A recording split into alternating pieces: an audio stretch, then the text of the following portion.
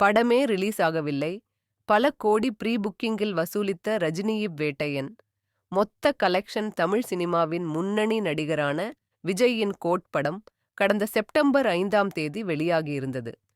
அப்படம் நல்ல வசூல் வேட்டை நடத்தி வரும் நிலையில் இப்போது தமிழ் சினிமா இன்னொரு டாப் நடிகரின் படத்திற்காக வெயிட்டிங்.